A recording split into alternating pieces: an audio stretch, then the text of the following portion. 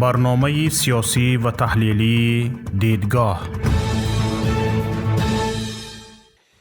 درود بر شما تماشابینان عزیز گرامی. برنامه تحلیلی دیدگاه است و شوکت محمد با شما هستم.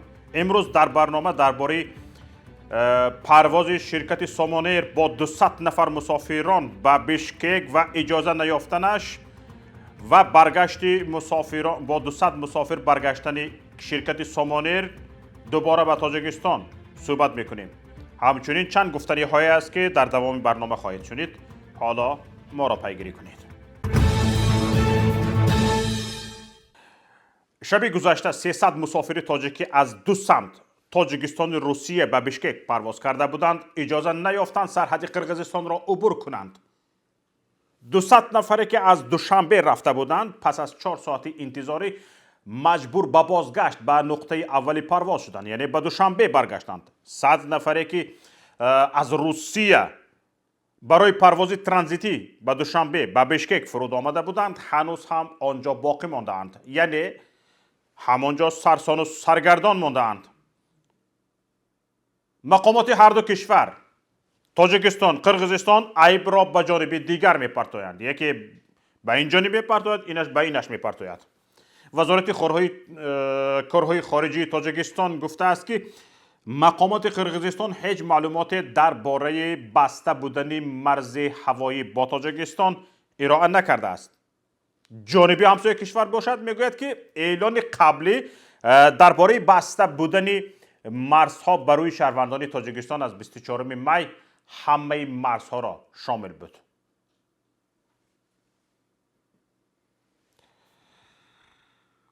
پروازی که شرکت سامان ایر با 200 مسافر به قرقیزستان کرد این پرواز چارتری بود. از جانب شرکت قرقیزستانی اسال تریول گروپ سپارش یعنی زکات شدگی بود و از جانب سامان ایر این پرواز اجرا می شد. نماینده این شرکت نیست پاسخی وزارت کارهای خارجی تاجیکستان را در حقیقت تصدیق کرده است. گفته است که در رابطه با اظهارات مقامات قرقیزستان در مورد کاملا قطع کردن رواهای مرزی با تاجیکستان ما قبل از پرواز به آژانسی هوانوردی قرقیزستان مراجعت کردیم و پرسیدیم که پرواز را بیکار کنیم یا نه. اما در پاسخ آنها گفتند که هیچ ممانعتی نیست و قطع رواها تنها بر راههای زمینی دخل دارد و شما می توانید پرواز کنید. شرکت گفته است که انا برای همین که ما انا همین خیلی جواب گرفتیم ما پرواز کردیم. در حقیقت ما را به این کشور اجازه دادند و در فرودگاه پذیرفتند. اکنون گپ را بینید. بعد فرود آمدن هواپیما به فرودگاه بشکک سرحدبانان از دادن اجازت به شهروندان تاجیکستان برای عبور مرز خودداری کردند، یعنی نماندند. پس از 4 ساعتی بحث هم مسئله حل نشده است و هواپیما با 200 مسافر بیچاره سرسان و سرگردان از که ها بیچاره ها قرض گرفته باشند، گاوش فروخته باشد، گوسالش فروخته باشد، گوسفندش فروخته باشد، ماشینش فروخته بلیط خریده باشد به دوشنبه برمیگردد. بیشتر این مسافران در قرقیزستان هیچ کاری نداشتند. این بیشتر مسافران میخواستند فرودگاه بشکک را ترانزیت استفاده برند، یعنی آنها به سمت روسیه بلیط داشتند. اما با وجود این مقامات قرقیزستان به آنها اجازه ادامه پرواز را نداد. ببینید شرکت سپارشگری خطسیر شرکت قرقیزستانی است. شرکت قرقیزستانی اسال تریول گروپ، یعنی همین پرواز سامان ایر را از دوشنبه به بشکک همین شرکت اسال تریول گروپ زکات کردگی فرمایش دادگی. این شرکت میگوید که این سفر مبلغ بلیط های همه مسافران از دوشنبه پرواز کرده را برمیگرداند و ضرری مسافرانی از روسیه وارد شده را جبران میکند. اکنون ببینید، هرچند این شرکت گفته است که پول بلیت رو بر میگرداند، هرچند گفته است که از روسیه آمده اینجا سرسام بودگی ها هم ضررشان را جبران میکند، لیکن علاقه مردم پریدن رفتن به دوشنبه. چی میشد؟ کی آنها را یافته برای هر یکی آنها پول آنها را حساب کرده میدهد؟ کی؟ این بیچاره هایی که حاضر در فرودگاه بیشکک سرسان و سرگردان هستند، چی خورده ایستادند و در کجا خوابند و در کدام حالت هستند و سیر هستند، گرسنه هستند، در کدام حالت هستند، در این باره حالا خبر نشده است، هیچ کس خبر ندارد. اما تماشاگران گرامی، ما درباره این که همین چرا پرواز شرکت سومونیر از دوشنبه به بشکک ناکام ماند و هرچند پرواز صورت گرفت ولی مسافران به قرقیزستان راه نیافتند و با همون هواپیمایی که پرواز کرده بودند به دوشنبه برگشتند و آنهایی که میخواستند در بازگشت این هواپیمای شرکت سومون ایر از قرقیزستان به دوشنبه بیایند، یعنی آنها از روسیه آمده این هواپیما رو پاییده ایستاده بودند، اینها ماندند. 100 نفر گفته می شوند، نه 100 نفر بودند، اینها ماندند، نتوانستند، اینها در این حالت موندند. ما برای همین خواستیم از متخصصان و از شخصان سیاسی این مسئله را پرسیم، شاید به شما یگان معلومات در این باره داده باشیم که تخصصی باشد. برای همین برای دریافت شرح همین مسئله به کارشناس مسائل اقتصادی عبدالمنان شیرلیف که سالها در ساحه اویاسیا نیز فعالیت کرده است مراجعت کردیم. و حالا تماشاگران عزیز گرامی، مهمان برنامه ما عبدالمنان شیرلیف آمادگی خود را برای دادن جواب به سوالهای ما اظهار کردند و اولین سوال من به عبدالمنان شیرلیف این است که در حالی که مقامات اویاسیونی قرقیزستان به پرواز اجازه داده اند، چرا سرحدبانان این کشور مسافران را پس گرداندند؟ خب اینجا اجازتی مقامات اویاسیونی برای سرحدبانی حجت حساب نمیشود. این دو نهاد جداگانه هستند. البته به اجازتی مقامات سرحدبانی اویاسی گراجانی نمیتونند به پرواز هیچ شرکتی از خارج اجازت دهد، لیکن اینجا مثلا کمتر پیچیده است. برای مثلا ریس های چارتری برای هر ریس یک بار اجازت گرفته می شود علاوه، لیکن در ریس های دائمی در هر نیم سال یک بار اجازه دائمی میگیرند و دیگر گرفتن اجازت طلب کرده نمی شود. اما برای دریافت اجازت مقامات مرزبانی اویاسی گراجانی یعنی موظف نیست که هر دفعه اونو زنگ زنند یا اونو اجازت گیرد یا با اونو مراجعت کنند و اجازت گیرد. وقتی که سرحد یک کشور گشوده است، اجازت لازم نیست از خدمات مرزبانی. اما وقتی سرحد رو برای اون کشور بستند، مقامات مرزبانی موظفند که مقامات دیگر از جمله اویاسی گراجانی را خبر کنند که بسته شده است فلان مرز با فلان کشور. و در شرایطی حاضره، یعنی در مسئله که این هواپیمای سومونیر را بازداشتند و برگردانند، به نظر میرسد مقامات مرزبانی قرقیزستان آژانسی هواپیمایی را واگذار کردند. اینجا شما میگفتید که شاید اینجا این مسئله هم وجود داشته باشد که شاید آژانسی هواپیمایی قرقیزستان اجازه نداده بود. یعنی در این صورت، یعنی در صورت نداشتن اجازت мақомоти қирғиз на танҳо ба нишастан ба фурудгоҳ то ба убури марзи ҳавоии Қирғизистон иҷозат намедоданд. Иҷозат будагӣ ҳаст. خب اینجا چرا اما چرا به مسافران ترانزیتی اجازه دوام دادن پرواز رو ندادن؟ هرچند این چیز از دستشون می اومد. Транзит ду намуд мешавад. Транзит бе убури сарҳад ва бо убури сарҳад. Бе убури сарҳад яъне вақте мусофири транзитӣ ба фурудгоҳ омад, дар ҳамон қисми транзитӣ боқӣ мемонад, ба сарҳад намеравад ва аз ҳамон ҷо ба ҳавопаймои дигар мешинад, сафараш идома медиҳад.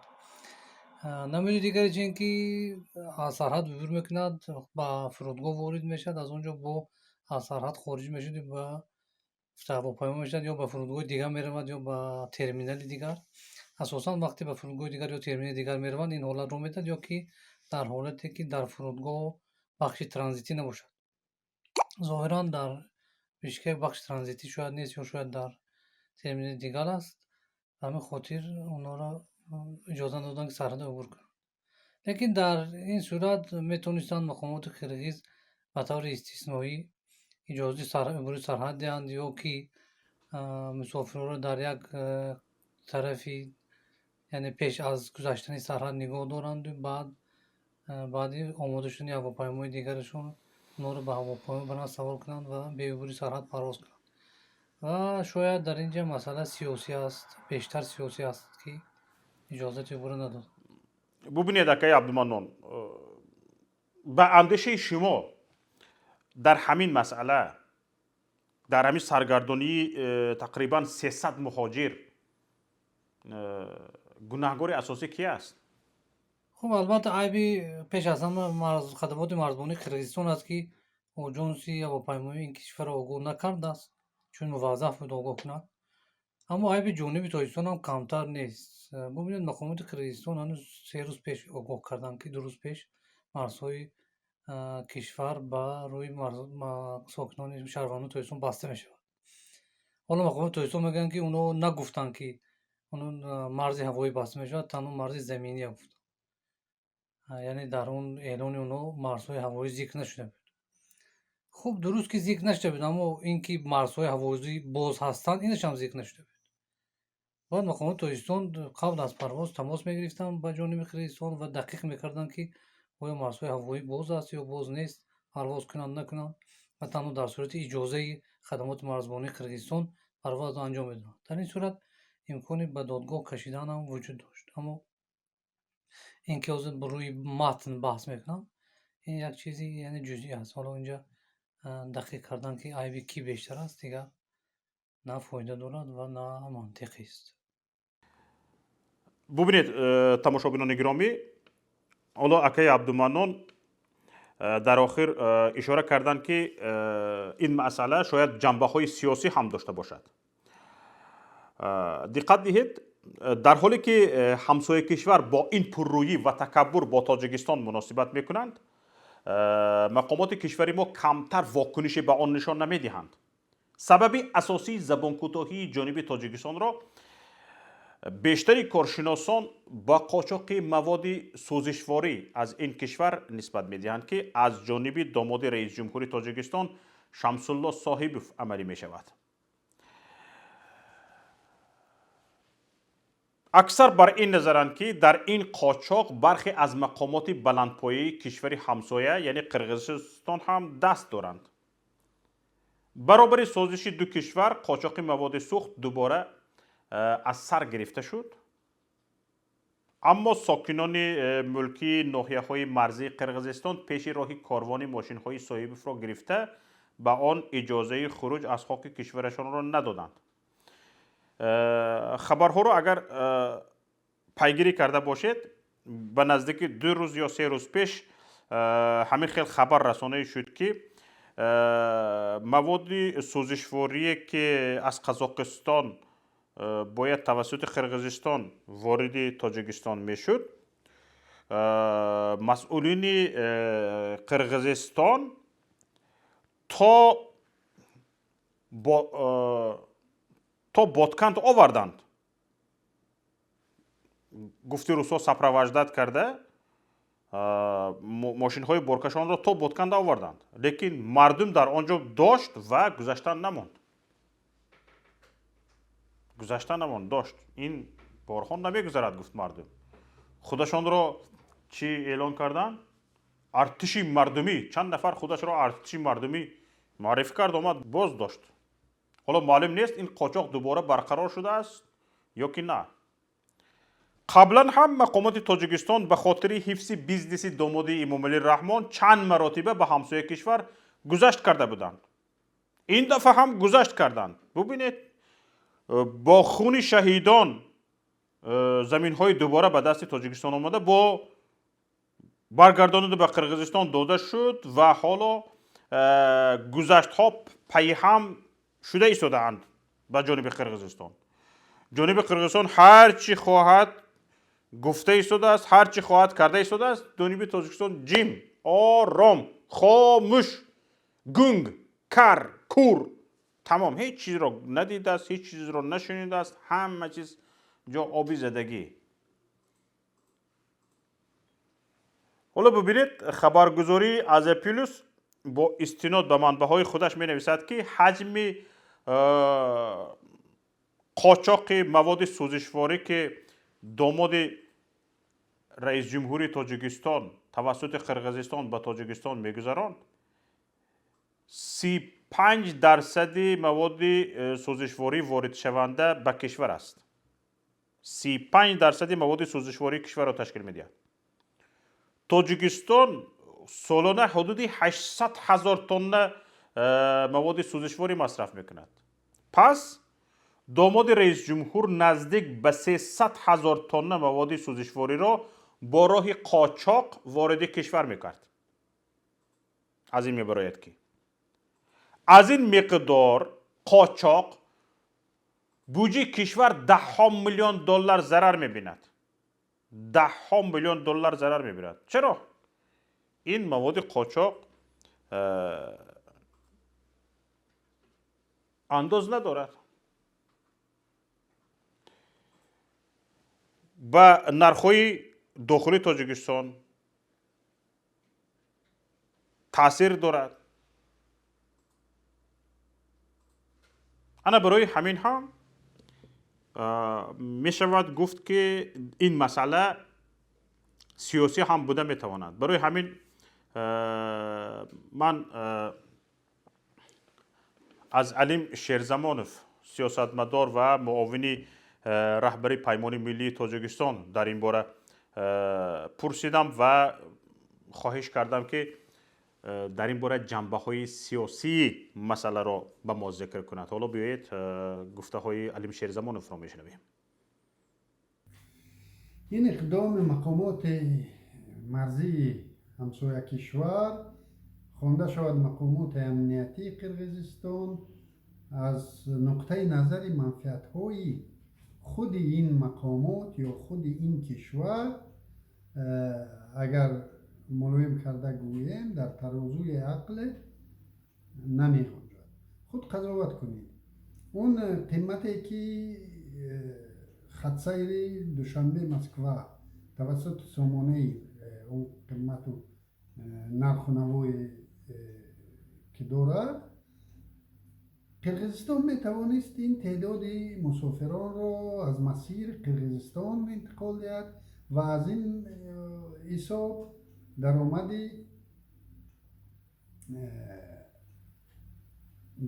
اقتصادی بیشتری بگیرد، چی به رای شرکت هواپیمایی خود و چی به بودجه دولتی، و مسافران تاجیک را با این مسیر به روسیه و از روسیه به تاجیکستان انتقال میداد و علاوه بر فایده اقتصادی باز فایده سیاسی هم به دست می آورد. بر اثر بحران اخیر مرزی بین دو کشور، مقامات قرقیزستان که در جنگ اطلاعاتی خود رو همچون جبر دیده قلمداد کردن، باز در همین جنگ اطلاعاتی نشان میدادند چه به تاجیکستانیان و چه به عالمیان که این مردم این کشور و این دولت چخیل یعنی نسبت همسایه کشور خود چخیل حسن نیت نیک دارد و باید خدمات مرزبانی همسایه کشور با شیوه بهترین مناسبت به این مسافران میکرد و چنین خدمت رسانی ها رو پیشکش این مردم میکردن که بیشتر ایشان رو هوسمند کنند که از این مسیر استفاده برند. بنده از این قرار اگر از این قرار طرف قرقیزستان ملایمتر کرده گویم به ملاحظه‌گی سیاستمداران این کشور را به خود کشف کردم. بنده از این نگرانم بودم که با در دست داشتن چنین فشنگ شاید مقامات قرقیز این طرف را وادار به گذشته‌های بیشتری میکردن و چه باعث شد که مقامات قرقیزستان به چنین اقدام دست زنند.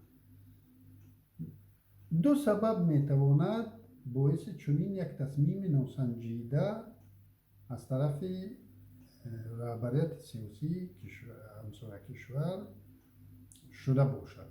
سبب یکم این بی‌صلاحیتی مشاوران رئیس جمهور این کشور که بر امکانات اقتصادی کشورشون و وابستگی اقتصادیات تاجیکستان از اقتصادیات قرقیزستان بهای از بودش زیاد بلند دادن و خواستند که به مانند دولت‌های غرب یک تحریم اقتصادی بالای حکومت تاجیکستان کنند که این البته که برای یعنی خیلی اعتماد به نفسشون از بودش زیاد بود است. و دوم سببی که میتواند باعث و بنده بر همین نظرم که این قرار را اشخاص بلندپایه مقامات گمرکی و امنیتی کشور همسایه که از بیزنس قاچاقی حمل و نقل در دو کشور در مرز فایده های انگفت میگیرند و بنده برام باورم که آن داد و گرفت رسمی که تاجیکستان و قرقیزستان با هم دارند این حمل و نقل قاچاقی به مراتب از آن زیاده است. خود قضاوت کنید اگر از اون طرف مواد سوزشواری به تاجیکستان وارد شود، از این طرف هر سال به خاطر اون که قرقیزستان با روسیه به باج گمرکی مال و کالا را انتقال میدهد، محصولات کشاورزی تاجیکستان را بسیار از صاحبکاران قرقیز توسط قرقیزستان قاچاق به روسیه می بردن و بنده بر این نظرم که همین لابیگری قاچاق منصبدارانه بود که از این قاچاق فایده انگفت رو می گرفتن. خب مقامات رسمی تاجیکستان باشد بر اثر این تحریم در ناخونک نسبت تاجیکستان، تحریم اقتصادی نسبت تاجیکستان سود میبینند و ضرر نه. خود قضاوت کنید که خب تعدادی یعنی برای مسافران تاجیکستان برای مهاجران مهنتی تاجیکستان بجز سامانه دیگر گزینه باقی نماند و این تعداد خیلی قابل توجه مسافران تاجیک با استفاده از این مسیر به روسیه می روند و درآمد به خزینه اوله وارد می شود. علاوه بر این در بیزنس قاچاقی مرزی تاجیکستان نیز به هممون معلوم است که کدام شرکت ها در این بیزنس دست دارند از طرف تاجیکستان و این شرکت ها نیز به اوله یکم کشور نزدیکند و چنین به نظر می رسد که یا بین قاچاقبران دو کشور با مصلحت پیشکی همین تصمیم گرفته شده است یا مقامات امنیتی تاجیکستان در شخص یتیموف توانستند مقامات امنیتی یا مقامات جاسوسی قرقیزستان رو گل زنند. тамошобинони гиромӣ, қазияи парвози ширкати Сомонер ба Бишкек ва иҷоза наёфтанаш барои фаровардани мусофирон ва баргардонида бо худ гирифта овардани мусофирон ба Душанбе, ин тамом нест масъалаи мушкилиҳои парвозҳо аз Тоҷикистон. ҳоло дар худи фурудгоҳи Душанбе тақрибан 1500-2000 нафар сарсону саргардон мондаанд. ширкати Северни Ветер иҷоза наёфтааст аз мақомоти Тоҷикистон ки онҳоро чӣ кор кунад? ба Русия барад. вақте ки аз агентии авиатсияи граждании Тоҷикистон пурсидаанд, гуфтанд ки ширкати Северни Ветер мисли пештара билетро қимат фурӯхтааст. тамошобинони азиз, билетро дар Тоҷикистон ширкати Северни Ветер намефурӯшад. билетро дар Тоҷикистон ана ҳамин оҷонсии авиатсияи граждании Тоҷикистон мегирад, қиматтар карда ба мардум мефурӯшад. ба ҳеҷ кас фурӯши билет дар Тоҷикистон монополия аст. ана ҳамин оҷонсии авиатсияи граждании Тоҷикистон дар дасти духтари Эмомалӣ Раҳмон аст. ҳар ширкате ки ба Тоҷикистон парвоз мекунад бояд билеташро худаш не, билеташро ана ҳамин агентии авиатсияи граждании Тоҷикистон фурӯшад. монополист ҳамин аст ва соҳиби ин агенти духтари Эмомалӣ Раҳмон аст. ва билетро дар ҳама минтақаҳо ширкати Северни Ветер не, ана ҳамин авиатсияи гражданӣ мефурӯшад. оҷонсӣ ҳамино тақсим мекунанд. фоизи муайян 4%, 7%, болош ба монда ё 20%, 10% болош ба монда худашон мефурӯшанд ҳамино. агар билетҳо қимат фурӯхта шудааст, ҳамин ширкати авиатсияи гражданӣ айбдор аст. билетҳо агар қимат фурӯхта шудааст. ҳоло инҳо чӣ кор карда истоданд? инҳо мехоҳанд ки ҳамон маблағҳое ки қимат фурӯхта шудагӣ, билетҳо қимат фурӯхта шудагӣ аз они худашон бошад ва ҳамон маблағе ки чанд қадаре ки ҳиммат мекунанд ба Северни Ветер бидиҳанд ва мондагашро аз худ кунанд. кадом ширкати ҳавопаймоӣ ба ин розӣ мешавад? кадом ширкат розӣ мешавад? розӣ намешавад. вақте ки ин ҳолат пеш омадааст, дар он ҷо мардум хуни ҷигар дар болои бетон хоб рафтааст, гуруснаву ташна 3 маротиба пешаш анализ супоридааст ба ташхиси гирифтор набудан ба коронавирус. ҳама сарсону саргардон инҳо пул талош карда гаштаанд. ҳоло ман пеш аз барнома пахши мустақими Азияплюсро тамошо кардам. гузориши журналисти Азияплюс Абдулло Ғурбатиро. дар он ҷо همه سرسان و سرگردان این اکرام سبحانزاده پیشوایش رو رکلامه دارد. با پیشوا هستی او پیشوای تو پریچا میزده. مردم پول صرف کردگی تو به پرواز اجازه نداده ایستادی. گناهگار باشد توی و همین پیشوایت هست. با پیشوا هستید با مردم سوال میتید. سوال پرووکاسیونی.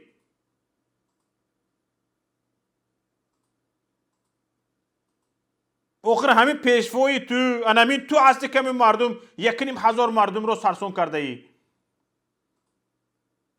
پیشوایت پریچوم اینجا. همین نودبروی پیشوایت هست که 1,500 مردم سرسون شده است. این 300 نفر مردم که به قرقیزستان پرواز کردن سرسون شدند. چند روز مردم از این پیش در فرودگاه خوجند و دوشنبه خواب کردند. همه پول است، پول، مسئله پول است همش. حل کردن نمیتونین. آخر قیمت فروخته است. به تو چی؟ به تو چی؟ شما نرخ را آسمان کرده چندین سال خون مردم رو مکیده شرکت سومونر نسبت به شرکت های هواپیمایی کشورهای همسایه 2 برابر 3 برابر کرده میفروخته. چی به پیش رو این رو نگرفتید؟ به قرقیزستان مردم به $150 پرواز میکند، به بیشکک یا به آش، به دوشنبه یا خوجند به $400 پرواز میکردند. چرا چشم شما در این حالت کور بود؟ نمیگفتید که سومونر بلیط را ارزان فروش. چرا تو رنگ کشورهای همسایه ارزان کرده نمیتونی؟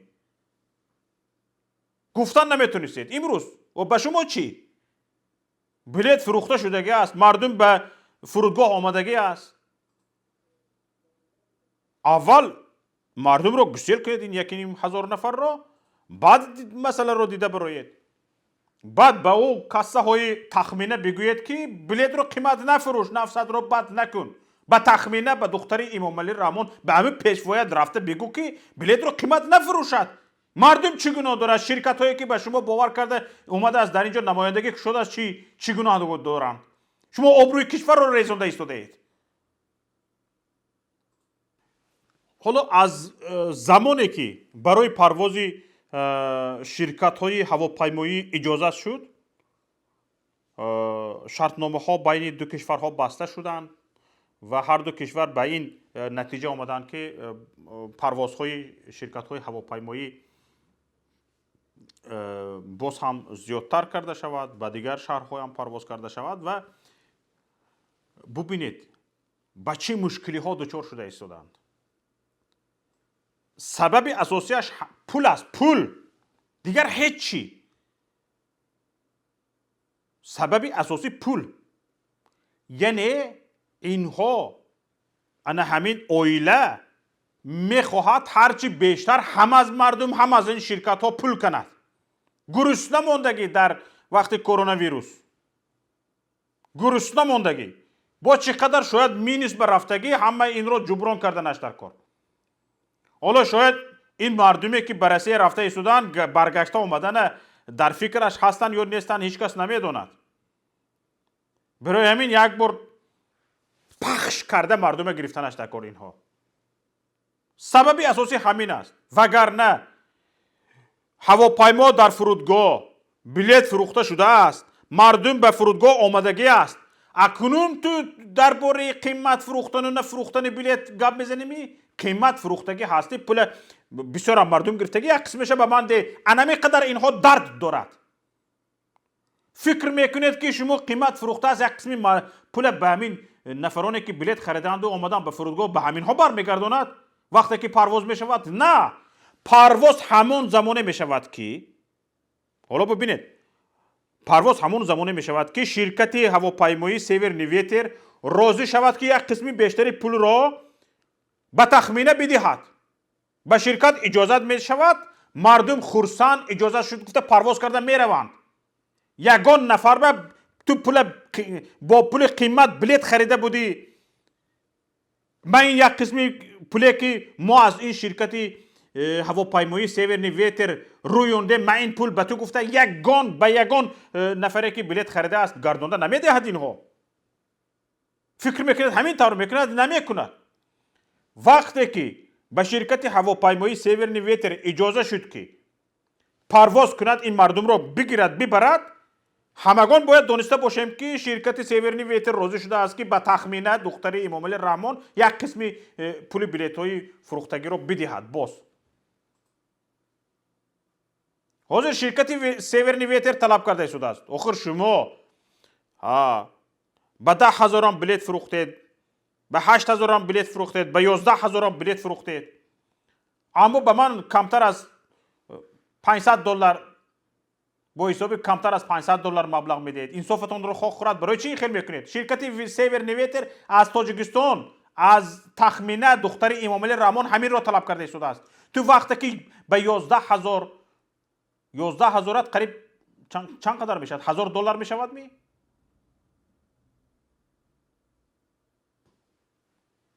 قریب $1,000 میشود. به $900 به $800 بلیط فروخته اید. با از من میخواهید با حسابی 500 نه کمتر از نه بیشتر از $500 حسابی کتاب کنید. با از این $500 شما چندین فایزهای خود را میگیرید. آخر انصافتون را خواه خورد. از زیادتی فروختگیتون پولی مرا بدهید. شرکت سیور نیویتر این را طلب دارد. حتی تخمینه گفته شده است که از این $500 زیاد نمیگیری. پس اینجا سیور نیویتر گناهگار است یا دختر امام علی رحمان؟ این اکرام سبحانزاده یکی مردم در نزد فرودگاه گپ زد، انا همین کوکله تخمینه است. با پیشوا هستیم، با پیش و پیشوا پریچم اینجا تو مردم سرسون کرده ایستاده ای. برای همین تماشابینان عزیز، هموطنان گرامی، وقتی اون رسیده است که بینهایت هوشیار باشیم، بینهایت هوشیار باشیم، بینهایت زیرک باشیم. من به سیاست کاردار نیستم، من از سیاست دور هستم، از سیاست دست کشیدگی هستم. انمی خیلی از سیاست دور شدیم، انمی گپا ما را از سیاست دور کرد و امروز ما را سیاست غلام خودش کرده است. سیاست را که نمیفهمیدگی شدیم، از سیاست خود را کشیده، انمی خیلی ما را سیاست غلام خودش کرده است. به سیاست برگردید، از حقوقتان دفاع کنید، حقتان را طلب کنید. اینجا نهایت برنامه امروزه دیدگاه است. تماشابینان عزیز، یکایک شما را به الله پاک میسپارم. خودتان را احتیاط کنید، هوشیار باشید، زیرک باشید و از حقهای خودتان، حقوقهای خودتان همیشه باخبر باشید و در طلبش باشید. سلامت و سربلند و پیروز باشید.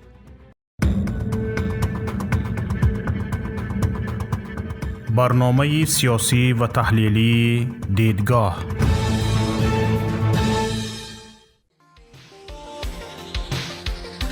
سلام و درود به بینندگان شبکه ماهواره‌ای پیام تیوی. با درخواست زیاد شما بینندگان در این نوار برایتان آموزش می‌دهیم که چگونه باید به شبکه ماهواره‌ای ما پیوست شد. برای این خریدن موجگیری نو لازم نیست و تنها با پیوست کردن یک سرک موجگیری LMB یا همان گلافکه علاوگی می توانید این کار را انجام دهید. این موجگیری هاتبیارد است که بیشتری شما از آن استفاده می کنید. نگاه کنید. هاتبیارد 13 درجه‌ای و این هم شبکه PMC منوتو. با همین موجگیر شما می توانید به ماهواره یوتلسات پیوست شوید. برای این یک دانه سرک موجگیری لازم داریم، یک دانه دست قیچی و یک دانه خمود. دست قیچی را با خمود روی سرک موجگیری هاتبیارد می چسبانیم. سیم را با LMB یوتلسات پیوست و سپس تنظیم می کنیم.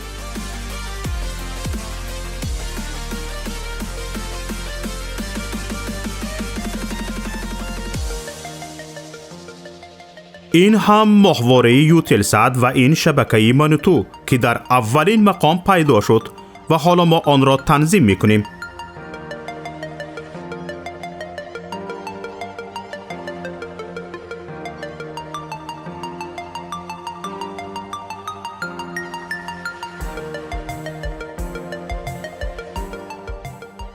اینک ماهواره یوتلسات تنظیم شد و چنانی که میبینید فاصله بین هر دو سرک موجگیری خیلی کم است.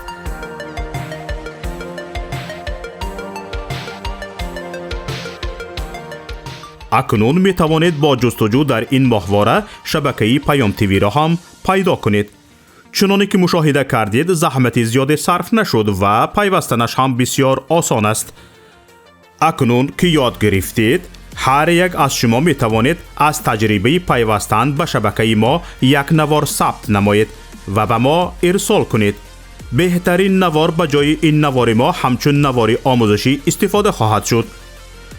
ما می توانیم برای بی‌خطری صدای شما را عوض کنیم. با ما باشید و برنامه های پیام تیوی را پیگیری نمایید.